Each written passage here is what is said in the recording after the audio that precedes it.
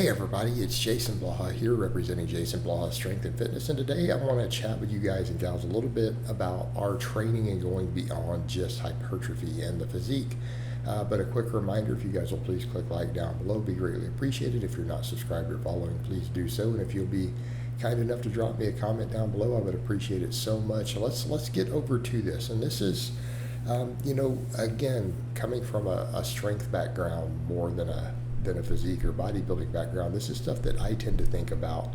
And I do remind people out there, the average person who is training and they're training with for any significant degree of time really does care to some extent about being fit, not just being jacked. And this is something I think a lot of guys start to realize later. People who started as athletes, they get it, right? People who played sports when younger, they absolutely care about this stuff. But what we have is we do have a generation of guys who, they didn't do that, and then they get into their 20s and they start lifting or start training in their 20s. And I always remind them they're way behind the curve at that point.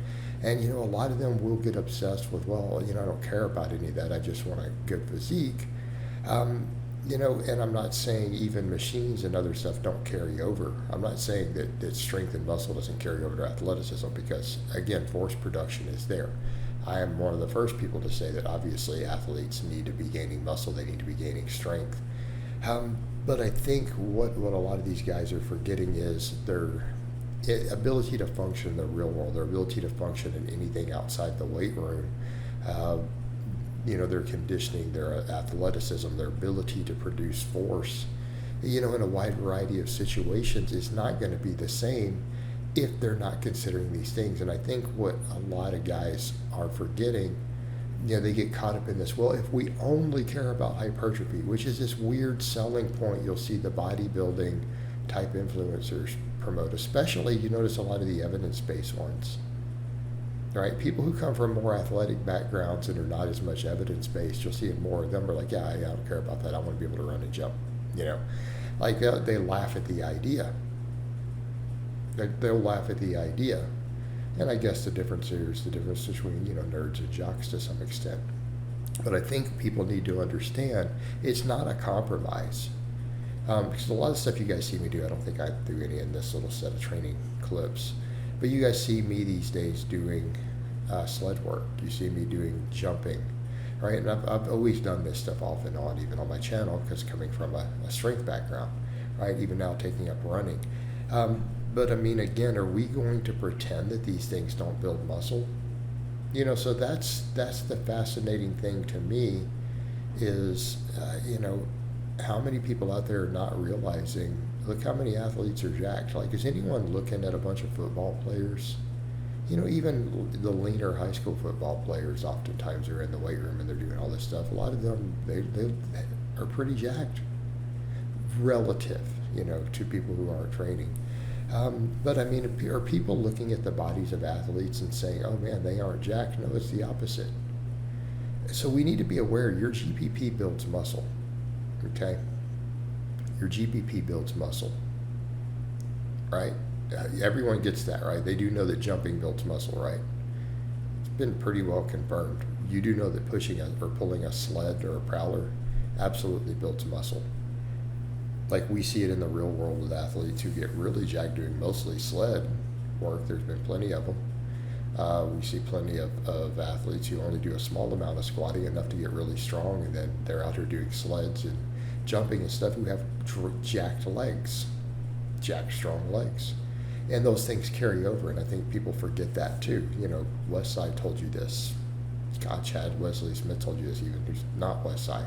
You're seeing a lot of these coaches with really massive squats who are like jumping, sleds, stuff like that. It's kind of important for an elite squat. And they all have big legs. So people need to understand this. Being athletic is going to help you be jacked. It's still hypertrophy, right? It's still going to put muscle on you.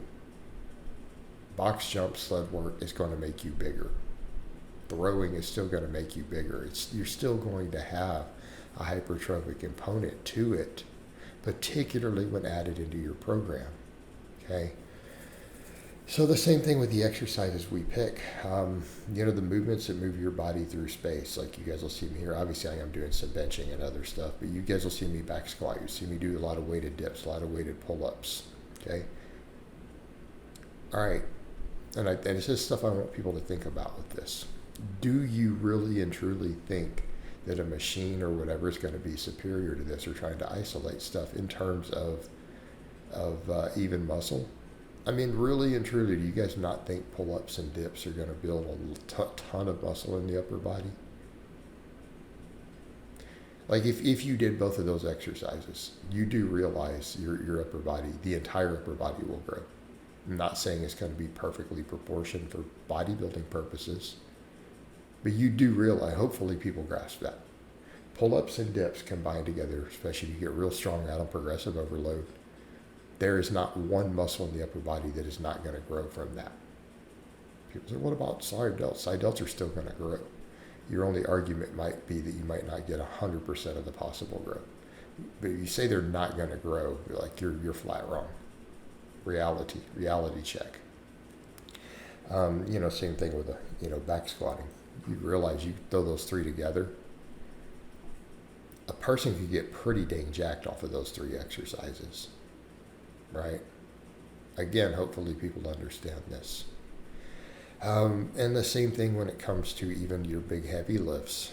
There's a neural drive. That neural drive will carry over to your hypertrophy work. You give you more efficient stuff.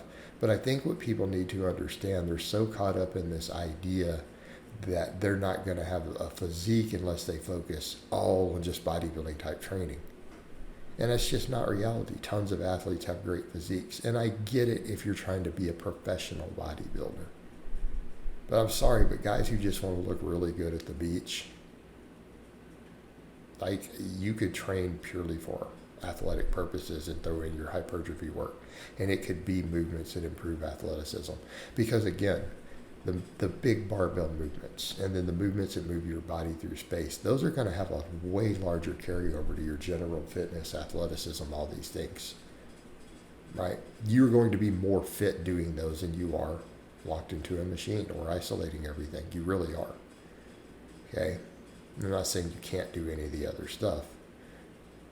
But the same thing, all your other sports type training is still going to improve body composition while making you dramatically fitter and more functional. And when I say functional, I don't mean like the functional training hopping around on a Bosey ball. I'm talking about pushing and pulling a sled, doing a back squat, doing a weighted pull up, jumping, right? That's functional. That is what we mean by functional. The ability to carry over to sports, to carry over to any form of real world activity. All right, guys, but that's really all I have to say on that today. I hope it's been informative, and I'll talk to you guys and gals next time.